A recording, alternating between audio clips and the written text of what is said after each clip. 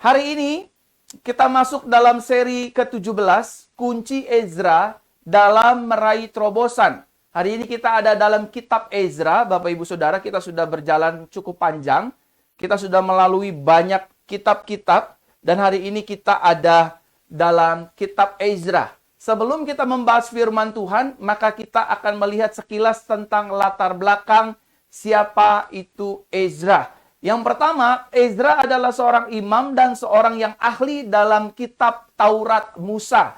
Jadi Imam Ezra sangat mendalami kitab Taurat Musa. Sangat mentaati kitab Taurat Musa. Bahkan Ezra ahli di dalam kitab Taurat Musa yang telah diberikan Elohim di atas Gunung Sinai. Termasuk 10 hukum Taurat yang diberikan Elohim kepada Musa. Yang kedua, Ezra adalah seorang terpelajar yang menjadi menteri negara urusan orang Yahudi dalam pemerintahan Raja Artasasta. Jadi dalam pemerintahan Raja Artasasta, Ezra mendapatkan banyak kepercayaan untuk membawa bangsa Israel pada akhirnya keluar dari tanah pembuangan atau tanah perbudakan, Bapak Ibu Saudara ya. Nah, mari kita lihat Ezra pasal 9 ayat 8 sampai dengan ayat ke-9. Ezra pasal 9 ayat 8 sampai dengan 9 dikatakan demikian.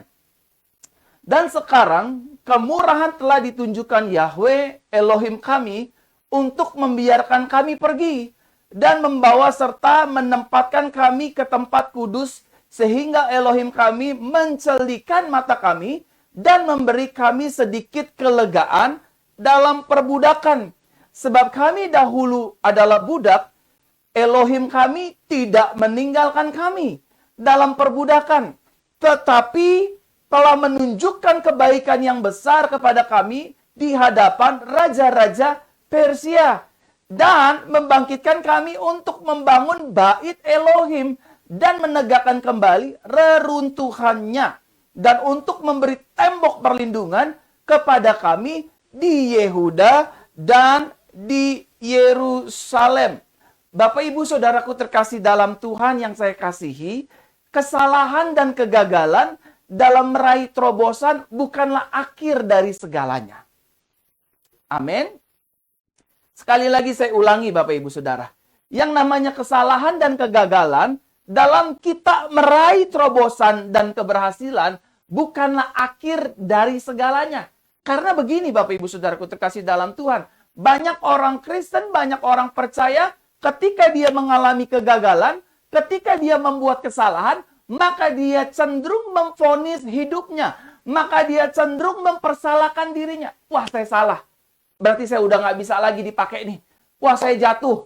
Berarti saya udah nggak bisa lagi berkenan. Wah, saya gagal. Berarti saya nggak mungkin lagi berhasil. Salah, saudara. Kesalahan dan kegagalan itu pasti dialami oleh siapapun. Halo? Yang namanya kesalahan dan kegagalan itu pasti dapat dialami oleh siapapun. Dapat dialami juga oleh saya. Saya bisa salah karena saya manusia biasa. Bahkan saya juga bisa gagal, saudara. Bahkan saudara juga bisa melakukan kesalahan. Bahkan saudara juga bisa salah dalam mengambil keputusan. Bahkan saudara juga bisa mengambil langkah yang salah sehingga pada akhirnya menghadirkan kegagalan demi kegagalan dalam keluarga, dalam hubungan dengan Tuhan, dalam hubungan kita dengan rekan-rekan kantor, rekan-rekan pelayan dan juga dalam studi sekolah kita, bahkan setiap aspek seluruh kehidupan kita, bisa saja kita salah mengambil keputusan. Sehingga pada akhirnya kita diperhadapkan dan mengalami yang namanya kegagalan demi kegagalan. Tetapi Bapak Ibu Saudaraku terkasih dalam Tuhan, yang namanya kesalahan, yang namanya kegagalan, dalam kita meraih terobosan dan keberhasilan, itu bukanlah akhir. Sama-sama katakan dengan saya, bukanlah akhir. Sekali lagi sama-sama katakan dengan saya, bukanlah akhir cerita kehidupan saya. Bukanlah akhir cerita pelayanan saya. Bukanlah akhir cerita bisnis usaha saya. Amin, Bapak Ibu Saudara. Oleh karena itu, kita tidak boleh menyerah. Kita tidak boleh mengentertain setiap kesalahan dan kegagalan yang terjadi dalam kehidupan kita. Wah, saya udah gagal nih, saya udah jatuh dalam dosa nih, saya udah nggak layak pelayanan nih. Salah, saudara. Memang kita akui pelanggaran kita, memang kita akui kesalahan kita, tetapi kita ingat, Yesus sudah membayar lunas dosa kita, Yesus sudah mengampuni kesalahan kita, yang perlu kita lakukan adalah menyadari setiap keputusan kita yang salah, menyadari setiap kegagalan kita, dan kita kembali bangkit berjalan bersama dengan anugerah Tuhan. Berjalan dengan kebaikan Tuhan, berjalan dengan bimbingan Tuhan, bahkan berjalan dengan rencana Yesus yang indah dalam kehidupan saudara dan saya setiap hari. Sama-sama katakan dengan saya tidak boleh menyerah. Amin, Bapak Ibu Saudara. Setiap dari kita pasti pernah salah dalam mengambil keputusan kok. Saya sering salah dalam mengambil keputusan. Bahkan saya pernah melihat kegagalan dalam hidup saya. Tetapi itu bukan akhir dari kehidupan saya.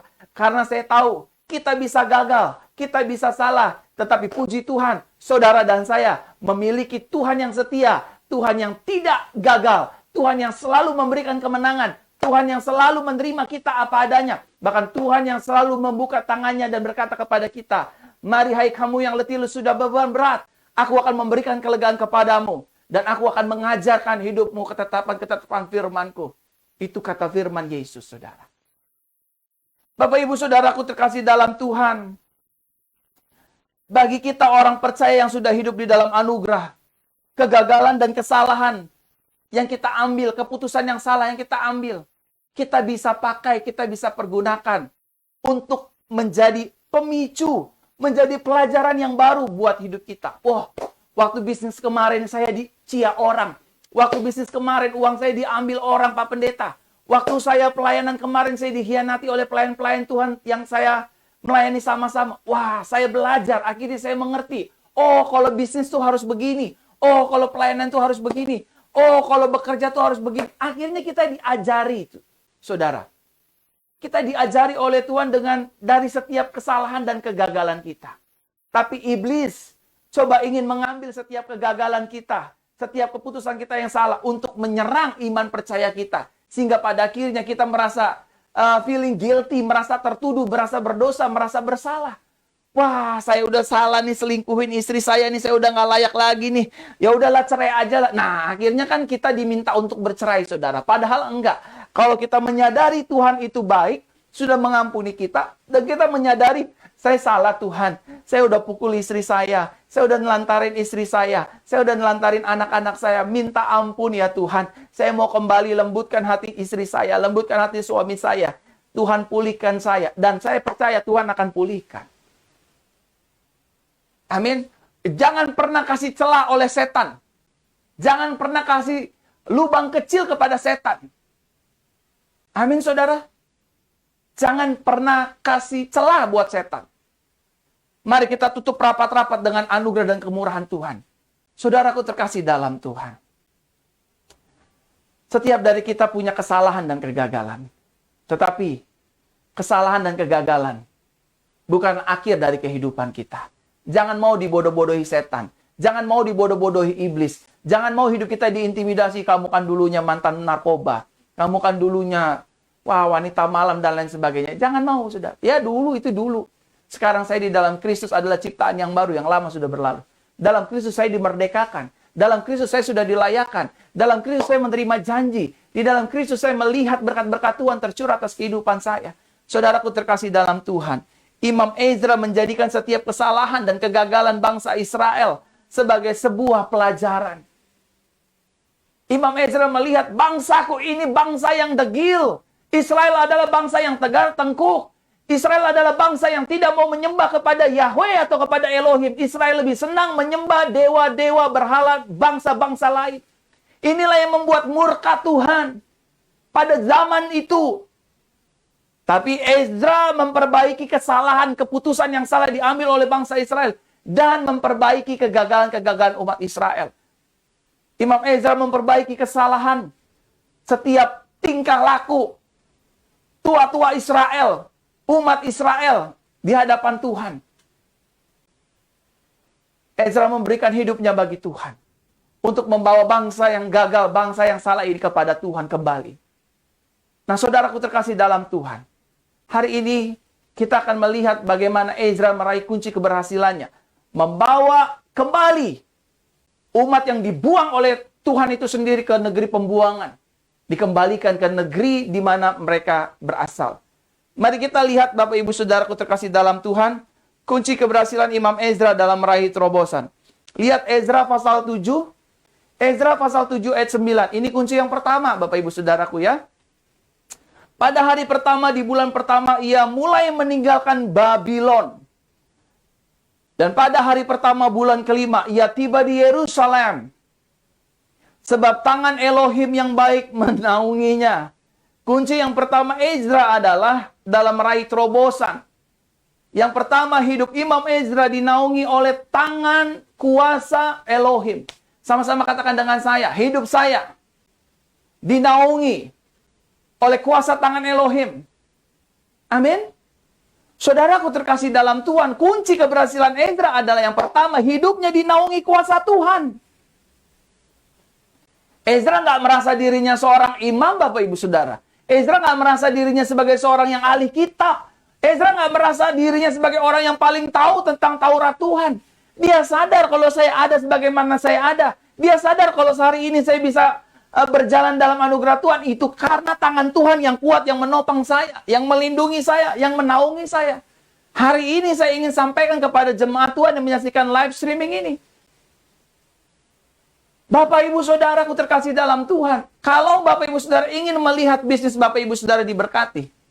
Kalau Bapak Ibu Saudara ingin melihat rumah tangga Bapak Ibu Saudara diberkati dan dijauhkan dari pelakor, dari perebut bini orang dan laki orang. Kalau Bapak Ibu Saudara ingin melihat usaha Bapak Ibu Saudara diberkati.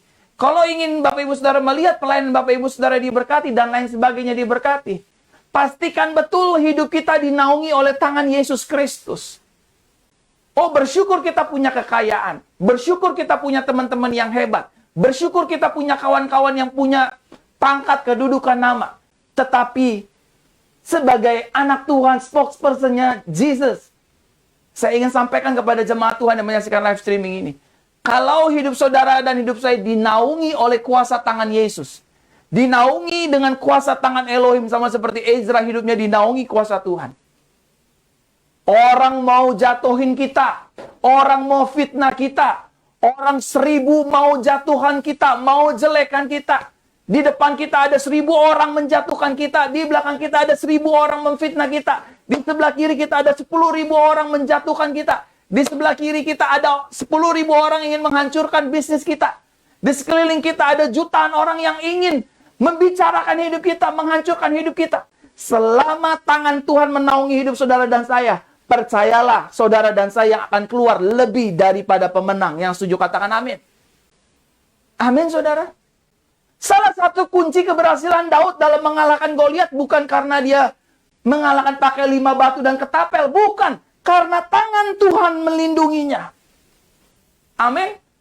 Hari ini saudara tidak terpapar virus COVID-19. Bukan karena vaksinasi. Tapi karena tangan Tuhan yang menaungi. Amin Bapak Ibu Saudara. Hari ini kalau rumah tangga Bapak Ibu Saudara tidak diselingkuhi. Suami tidak main gila, istri tidak main gila. Bukan karena saudara seorang pendeta. Bukan karena saudara seorang polisi bintang 1, 2, 3. Bukan karena saudara seorang jaksa atau seorang hakim. Saudara seorang keluarga dari gubernur, bupati, dan camat. Bukan. Tapi karena kuasa tangan Elohim. Kuasa tangan Tuhan yang melindungi kehidupan kita. Kalau kita ingin melihat terobosan terjadi. Ekonomikah, pemulihankah, bahkan kesehatan kita kah. Pastikan hidup kita dinaungi dengan kuasa tangan Tuhan yang kuat. Sama-sama katakan dengan saya. Hidup saya dinaungi kuasa Tuhan. Semuanya sama-sama katakan dengan saya. Hidup saya dinaungi oleh kuasa tangan Tuhan. Amin, saudara. Kalau hidup kita dinaungi oleh kuasa tangan Tuhan, maka saudara akan melihat anugerah demi anugerah, berkat demi berkat, pertolongan demi pertolongan terjadi. Satu kali saya ingin bersaksi, saudara. Satu kali setelah saya pulang dari pertemuan pengerja. Satu kali setelah saya pulang dari pertemuan pelayan-pelayan Tuhan. Saya dari daerah Tamrin. Saya harus pulang ke tempat tinggal saya di daerah Karawaci, saudara. Saya tinggal di Karawaci kala itu. Saya ikut numpang mobil teman saya, teman pendeta saya. Saya ikut, saudaraku terkasih dalam Tuhan. Dan tiba-tiba di jalan tol, kami sedang ngobrol, bicara berdua, saya bersama dengan pendeta. Bicara, ngobrol-ngobrol ya tentang kebaikan Tuhan, tentang kehidupan. Tiba-tiba saudara, dari jalur kanan, saya memerintahkan teman saya untuk kita pindah ke jalur tengah. Agar kita bisa langsung keluar ke pintu tol. Oh ya bro. Dia ke tengah. Dan saudaraku terkasih dalam Tuhan, dari kejauhan tiba-tiba apa yang terjadi? Tiba-tiba ada, saya melihatnya seperti kayak busa gitu ya. Sepanjang satu merdeka gini. Sepanjang semerdeka gini Bapak Ibu Saudara. Dan kalau di tol itu kecepatan mobil kami, itu kecepatannya itu kira-kira 80 ya. 60 sampai dengan 80 km per jam. Kecepatan mobil kira-kira. Dan waktu itu kita berbincang-bincang Bapak Ibu Saudaraku terkasih dalam Tuhan. Tiba-tiba dari depan sana Bapak Ibu Saudara, ada mobil kencang sekali dari belakang. Maju melewati mobil kami ke depan. Tiba-tiba dia melindas satu benda. Dan benda itu Bapak Ibu Saudara terbang. Terbang seperti ini Bapak Ibu Saudara. Plum, plum, plum, plum, plum, plum. Mutar, mutar, mutar, mutar, mutar. Dan dari kejauhan saya hanya melihat Bapak Ibu Saudara seperti ini. Itu ada busa terbang. Saya lihatnya busa Bapak Ibu Saudara. Saudara tahu nggak itu apa? Itu balok kayu isi sebesar ini Bapak Ibu. Balok kayu isi sebesar ini. Dia mutar dengan cepat. Kami kecepatan 80, dia juga mutar dengan cepat. Wup. Dan dia mendekat kaca mobil teman saya lagi nyetir. Waktu dia makin dekat, langsung saya panggil kuasa nama Yesus. Tuhan Yesus, tolong kami. Tiba-tiba balok itu kena mobil kami, Bapak Ibu. Bam! Tapi bersyukurnya teman saya tidak panik. Buang ke kiri atau buang ke kanan. Kita malah, saya teriak Tuhan Yesus, lalu teman saya bilang, itu apa ya? Itu kaca mobil udah retak Bapak Ibu. Sudah retak. Lalu saya menepi ke pinggir dan kita berdoa, Tuhan terima kasih atas kemurahan Tuhan, atas perlindungan Tuhan. Terus kita saling lihat-lihatan satu dengan yang lain. Dan kami sadar, bukan karena kami kudus, bukan karena kami hebat. Harusnya pada saat itu kami mati terguling-guling di jalan tol. Tetapi karena naungan tangan Tuhan, kami diselamatkan. Yang setuju kasih tepuk tangan buat Tuhan di rumah masing-masing. Haleluya. Amin saudara. Kami mengalami naungan tangan Tuhan. Dinaungi dari kuasa maut. Dinaungi dari kecelakaan. Dinaungi dari virus bakteri. Dinaungi dari perampokan. Dari pencurian. Dari roh-roh setan. Kalau saudara hari-hari ini berpikir, Pak, kenapa ya? Keuangan saya kok kayaknya bocor terus. Baru dapat uang segini, keluar sekian juta. Baru dapat 1 juta, keluar 2 juta. Kenapa ya keuangan saya bocor terus? Saudara perlu dinaungi oleh kuasa Tuhan. Saudara perlu dinaungi oleh anugerah Tuhan. Minta naungan itu. Minta dengan cuma-cuma kepada Tuhan. Tuhan, aku butuh naunganmu.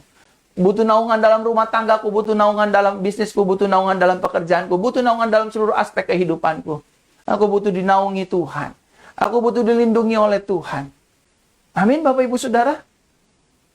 Karena Kristus ada di dalam hidup kita, kita tinggal menyadari saja.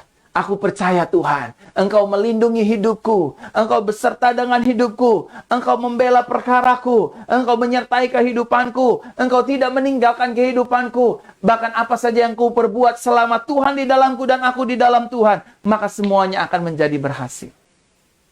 Amin Bapak Ibu. Kunci Imam Ezra yang pertama, hidupnya dinaungi oleh kuasa Tuhan. Saudara ingin melihat anak-anak saudara tidak jatuh dalam narkoba? Saudara ingin melihat anak-anak saudara tidak jatuh dalam seks bebas? Setiap hari bawa anak-anak kita, sadarkan anak-anak kita untuk hidup dalam naungan Tuhan, untuk hidup dalam perlindungan Tuhan. Saudaraku terkasih dalam Tuhan, sebanyak apapun uang yang kita miliki, kelak uang kita tidak bisa melindungi kita. Sehebat apapun jenderal teman yang ada sama kita, dia juga memiliki keterbatasan. Sehebat apapun teman-teman kita yang punya kedudukan pangkat dan nama baik dan jabatan, ada waktunya, ada masanya. Tetapi ketika kita bernaung dalam naungan Tuhan, kita diam dalam naungan Tuhan, badai boleh silih berganti, virus boleh datang silih berganti, masalah boleh datang silih berganti, tetapi kita yang akan tetap keluar lebih daripada pemenang. Yang setuju katakan amin, Bapak Ibu Saudara. Yang kedua, kunci keberhasilan Imam Ezra dalam meraih terobosan. Coba lihat Ezra pasal 7 ayat 10.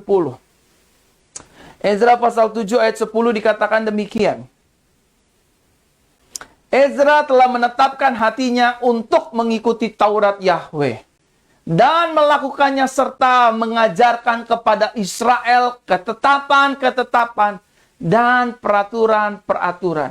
Kunci yang kedua Imam Ezra adalah Ezra menyerahkan seluruh hidupnya ke dalam tangan Tuhan. Oh, berarti harus jadi pendeta dong, Pak? Enggak dong, salah dong.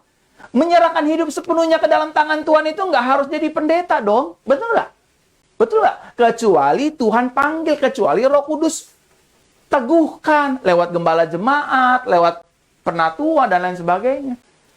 Ezra menyerahkan hidupnya sepenuhnya ke dalam tangan Tuhan. Artinya, Ezra menyerahkan seluruh hidupnya, dipimpin, dituntun, dibimbing, dan dipelihara oleh Tuhan. Ada banyak orang, anak Tuhan, hidupnya merasa dirinya paling hebat. Oh, saya nggak butuh Tuhan. Oh, saya nggak perlu Tuhan. Saya bisa kok ngurus ini sendiri. Saya bisa kok ngurus pelayanan saya. Saya bisa kok ngurus rumah tangga saya. Saya bisa kok ngurus semua. Saya harus urus, saya bisa. Saya bisa. Bos, ujung-ujungnya nanti stres sendiri. Ujung-ujungnya nanti kecewa sendiri. Nanti ujung-ujungnya bisa depresi sendiri. Akhirnya ujung-ujungnya tekanan jiwa sendiri. Janganlah, saudaraku terkasih dalam Tuhan. Dalam hidup itu jangan merasa hebat. Ezra yang seorang imam aja dia serahkan hidupnya ke dalam tangan Tuhan. Biarkan kehendak Tuhan yang jadi. Kalau Tuhan mau aku menikah dengan orang ini, biarkan kehendak Tuhan yang jadi. Jangan so-soan deh. Oh, dia baik Pak Pendeta. Iya masih pacaran. Ntar kalau udah jadi laki lo, baru tahu rasa lo kelakuan aslinya keluar. Bener gak Bapak Ibu? Kalau nggak percaya nih, tanya aja tuh Bapak Ibu yang nonton siaran langsung ini nih. Bener nggak om tante yang sudah menikah? Waktu pacaran kan semuanya sayang, cintaku, belahan jiwaku. Waktu udah nikah beda. Beda bos, jangan kaget ntar tiba-tiba. Mata lo di mana? Jalan sampai kepleset. Pakai mata jalan. Kalau dulu kan hati-hati sayang, hati-hati sayang, hati-hati sayang. Udah 5 tahun nikah kepleset. Bu, bini bisa dimaki-maki kalau jalan pakai mata, pakai otak. Tadi gitu-gituin saudara. Oleh karenanya, serahkan semuanya ke dalam tangan Tuhan. Tuhan, saya ini udah jadi pengacara yang terkenal. Saya serahkan ke dalam tangan Tuhan. Saya udah jadi pendeta yang terkenal. Saya serahkan ke dalam tangan Tuhan. Saya sudah menjadi artis yang terkenal. Saya serahkan ke dalam tangan Tuhan deh. Saya nggak bisa hidup tanpa Tuhan. Saudaraku terkasih dalam Tuhan, setiap hari saya berdoa sama Tuhan. Setiap hari saya ngobrol sama Tuhan Yesus. Saya bilang, aduh nih kalau bukan karena Tuhan nih, saya nih udah menjadi gelandangan Tuhan. Saya nggak bisa makan enak, saya nggak bisa makan di restoran, saya nggak punya uang, nggak punya tempat tinggal, nggak punya mobil. Tapi karena kemurahan dan kebaikan Tuhan aja. Bukan karena saya pelayan Tuhan, bukan. Saya percaya semua karena anugerah Tuhan, semua karena kebaikan Tuhan, semuanya karena kasih Tuhan. Ayo rumah tangga, serahkan rumah tanggamu ke dalam tangan Tuhan.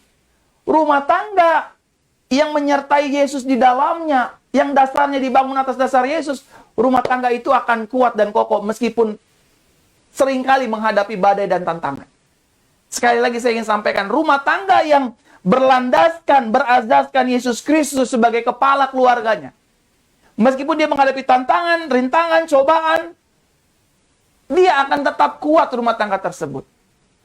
Pelayanan yang dilandaskan dengan atas dasar Yesus, pelayanan itu akan kuat. Meskipun ditinggalkan pelayan Tuhan, meskipun diomongin banyak orang, meskipun dalam keadaan pandemi tidak ada persembahan, pelayanan itu akan tetap kuat. Karena kenapa? Karena Tuhan. Oleh karena itu, Ezra menyerahkan seluruh hidupnya ke dalam tangan Tuhan. Bukan berarti harus jadi pendeta, harus jadi gembala, enggak. Tapi kalau dipanggil, ya kenapa enggak? Jalani panggilan tersebut.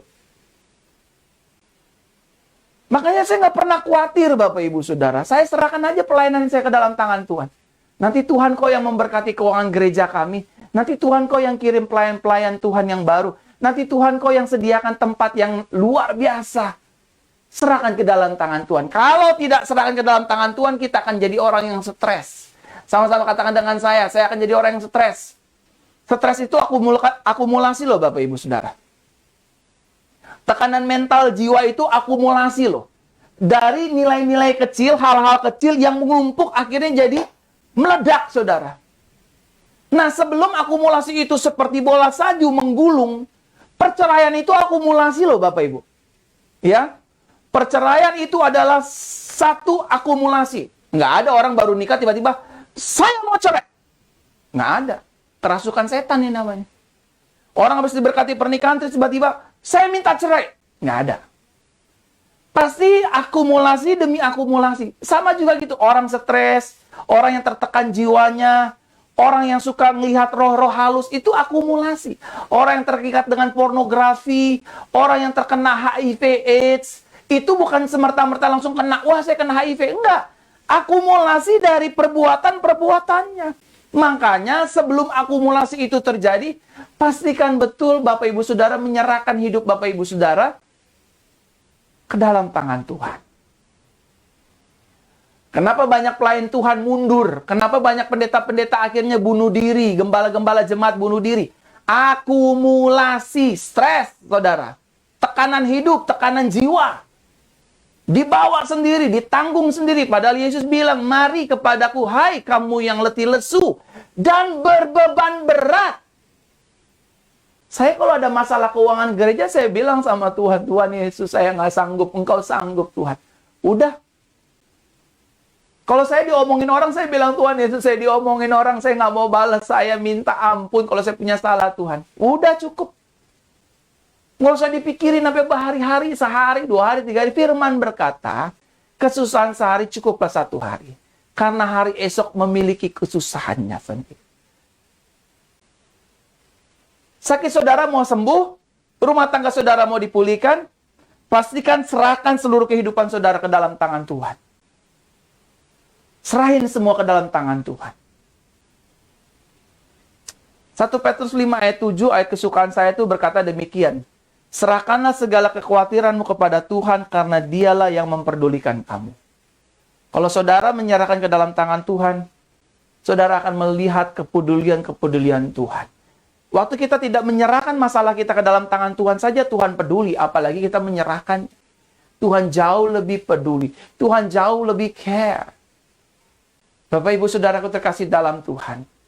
Kiranya poin-poin yang dialami oleh Ezra ini dapat membangun dan memberkati kehidupan kita. Dan yang terakhir kunci Imam Ezra mengalami terobosan di dalam kehidupannya. Ezra pasal 9 ayat 6.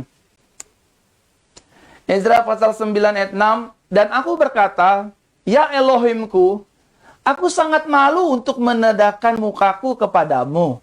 Ya Elohim, sebab kejahatan kami yang terus bertambah dan pelanggaran kami yang telah naik sampai ke langit. Kunci keberhasilan Imam Ezra yang ketiga adalah Imam Ezra rela berkorban bagi hidup orang lain. Yang berbuat dosa bangsa Israel. Yang berbuat dosa umat Israel. Menyembah Baal-Baal. Menyembah ilah lain. Tapi yang berkorban Imam Ezra. Berdiri di hadapan Tuhan. Mohon ampun sama Tuhan. Yang berzina, yang kawin-kawin campur adalah orang Israel. Yang berdiri di hadapan Tuhan adalah Imam Ezra. Tuhan ampuni bangsa kami. Dia berkata, ya Elohimku, aku sangat malu untuk mengadakan mukaku kepadamu. Ya Elohim, sebab kejahatan kami yang terus bertambah dan pelanggaran kami telah naik sampai ke langit. Gak dihukum tuh bangsa itu, saudara. Kalau saudara ingin melihat keberhasilan terjadi, kalau saudara ingin lihat pemulihan ekonomi terjadi, pastikan saudara menjadi orang yang senang rela berkorban untuk orang lain. Kalau lihat keluarga lagi susah, tolong bantu Bapak Ibu Saudara. Sekali lagi, tanpa mengurangi rasa hormat, uang yang kita miliki, yang ada di deposito, yang ada di rekening, tidak semuanya diperuntukkan untuk kita. Terkadang Tuhan titipkan untuk membantu orang tua kita. mengurus koko kita, mengurus cici kita, mengurus adik-adik kita, om tante kita, tetangga kita, pelayanan gereja Tuhan. Uang nggak dibawa mati, saudara. Tetapi apa yang saudara kerjakan? Yesus berkata, jika engkau memberi makan dari salah satu orang yang susah ini, yang kelaparan ini, yang tidak pakai baju ini, engkau sedang memberi makan aku. Itu kata Yesus. Jadi kalau Bapak Ibu Saudara lihat orang susah, bantulah Bapak Ibu. Lihat gereja Tuhan susah, bantulah. Tetapi tanya Tuhan terlebih dahulu, Tuhan tolong, aku mau bantu gereja Tuhan. Aku ingin nabur di gereja Tuhan. Aku ingin menolong keluargaku, aku ingin menolong iparku. Aku ingin menolong keluargaku, aku ingin menolong familiku, Tuhan tolong. Karena aku tahu kekayaanku itu datang dari Tuhan, dan kekayaanku aku tidak bawa ke liang kubur. Jadi ketika nanti aku mati, aku pulang dengan damai sejahtera Tuhan, dengan shalom Tuhan. Aku datang tidak bawa apa-apa, telanjang. Aku pulang ke Tuhan juga telanjang, tidak bawa apa-apa. Sertifikat rumah, sertifikat tanah, sertifikat mobil kita nggak bawa, saudara. Jadi orang Kristen, jadi anak Tuhan, jangan pelit. Sama-sama katakan dengan saya nggak boleh pelit. Barang siapa menabur banyak, dia akan menuai banyak. Barang siapa tidak menabur, dia akan kehilangan segala-galanya. Itu firman Tuhan. Saudaraku terkasih dalam Tuhan. Belajarlah untuk berkorban, rela berkorban bagi hidup orang lain. Wah, kalau saya nolong dia, enak banget dong, Pak. Ya nggak apa-apa. Kita sedang memiutangi Tuhan. Kita sedang membalas budi tentang kebaikan Tuhan, meskipun tidak bisa terbalaskan. Tetapi setidaknya kita menjadi image of God, image of Christ. Kita jadi mukanya Kristus gitu. Wah, anak Tuhan itu beda, ya orang Kristen itu beda, ya murah hati, ya senang menolong, dan lain sebagainya. Saudaraku terkasih dalam Tuhan, saya kalau Tuhan gerakan untuk menolong orang, saya tidak pandang dia itu orang Kristen atau bukan, orang Islam atau bukan, orang Hindu atau bukan. Kalau Tuhan udah bilang, Mar, tolong orang itu, Fer, tolong orang itu, saya akan tolong. Tolong bantu. Tolong. Kalau ada berkat, sisihkan buat orang tua, buat adik-adik, buat kakak-kakak, buat keluarga. Toh juga nggak akan habis, saudara. Jangan pelit. Harta tidak dibawa mati. Aku berdoa buat Bapak Ibu Saudara agar hidupnya dilimpahi berkat Tuhan. Pak, saya digerakkan Tuhan untuk memberkati gereja. Langsung bergerak, saudara. Langsung bergerak. Itu Tuhan sedang menggerakkan hati saudara. Tapi di gereja HKBP, Pak, langsung kasih. Mau di gereja HKBP kek, mau di gereja Tiberias kek, mau di gereja GPDI kek. Pokoknya gereja Tuhan Yesus yang menyebut Yesus sebagai Tuhan dan Juru Selamat. Kasih, saudara. Bantu. Kalau di JCC, Pak, puji Tuhan, silakan, boleh saya sebagai gembalanya. Silakan aja. Tapi saudara berdoa, aduh, kira-kira gereja mana yang butuh bantuannya? Kasih, hamba Tuhan mana ya, pendeta mana yang butuh bantuan Tuhannya. Saya ada sedikit doang nih Tuhan, ada cuma 500.000 atau 1 juta. Saya ingin kasih pendeta-pendeta yang terdampak pandemik. Kasih, saudara. Saudara sedang menabur di ladang yang subur, di lumbung yang subur. Wah, kalau daripada ngasih pendeta ini 1 juta atau bantu orang 1 juta, koko gue, cici gue 1 juta, mending gue buat makan daging bakar. Saudara. Waktu saudara nabur, saudara akan dilimpahi. Dilipat gandakan berkat saudara oleh Tuhan. Ezra rela berkorban bagi hidup orang lain. Tidak egois. Tidak mementingkan diri sendiri. Tetapi dia peduli dengan orang di sekitarnya. Ezra tahu. Selain Tuhan yang menolong, Tuhan juga akan pakai orang lain di sekitar kanan kirinya untuk menolong hidupnya. Pun demikian juga kehidupan kita. Saudaraku terkasih dalam Tuhan, kalau hari-hari ini Roh Tuhan atau Roh Kudus sedang menggerakkan hati saudara untuk membantu orang tua saudara, untuk membantu pelayanan-pelayanan gereja-gereja atau hamba-hamba Tuhan, bergerak, saudara. Saya pun bergerak. Saya pun bergerak. Tapi kalau saudara tidak digerakkan Roh Kudus, jangan bergerak. Jangan bergerak. Kita bergerak karena Tuhan yang memerintahkan. Amin, saudara. Kalau di antara saudara juga, Pastor Verona, boleh nggak saya berkati Pastor Verona? Kalau memang itu dari Tuhan, bergeraklah. Kalau tidak, jangan bergerak. Jangan bergerak. Tapi kalau saudara digerakkan roh Tuhan, Roh Kudus untuk memberkati hidup saya, percayalah saudara akan diberkati Tuhan. Atau hamba Tuhan lain, Atau katakanlah bukan pendeta lah. Pak, saya lihat tetangga saya kayaknya nggak bisa makan. Beliin beras. Beliin minyak. Percayalah, keuangan saudara akan diberkati. Pekerjaan saudara akan diberkati. Saudara, saya mau cerita. Setelah ini saya tutup dengan doa. Istri saya setiap kali terima uang dari Tuhan lewat hidup saya. Ketika saya diberkati Tuhan, saya selalu kasih ke istri saya. Istri saya menteri keuangan, saudara. Jadi saya bagian cari-cari uang, istri saya menteri keuangan yang ngatur. Di kantor, istri saya sering digerakkan oleh Roh Kudus. Roh Kudus sering bilang begini. Namanya Mega, istri saya. Mega, kamu berkatilah office boy di kantor kamu. Beliin makanan, kasih uang. Sering kali begitu. Sering kali istri saya begitu. Dan istri saya lapor ke saya, sayang, jangan marah ya, tadi saya digerakkan Roh Tuhan, digerakkan Roh Kudus untuk memberkati office boy di kantor saya.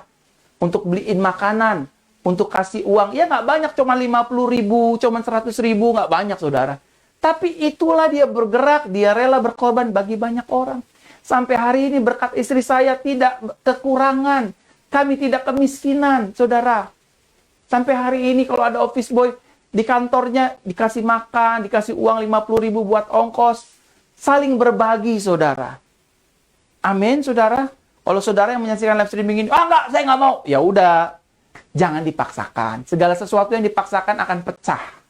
Ya, jadi kalau saudara ada damai sejahtera, Pak, saya sepertinya digerakkan Tuhan untuk memberikan persembahan nih untuk gereja JCC. Sepertinya saya digerakkan Tuhan untuk memberikan uang pembangunan gereja JCC. Silakan saudara tabur. Kalau saudara nggak mau nabur, nggak apa-apa. Pak, saya digerakkan untuk tolong orang tua saya. Cepat tolong orang tua saudara. Pak, saya digerakkan nih untuk nolong ipar saya. Cepat tolong. Pertolongan itu, rela berkorban itu nggak selamanya bicara tentang uang. Nggak selamanya bicara tentang uang. Tolong dengan tenaga, tolong dengan perhatian, tolong dengan doa. Datang berkunjung itu adalah pertolongan. Rela berkorban bagi hidup orang lain. Saudaraku terkasih dalam Tuhan, kiranya di seri ke-17 ini, saudara benar-benar mengerti poin untuk meraih terobosan yang datang dari Tuhan. Amin untuk firman Tuhan.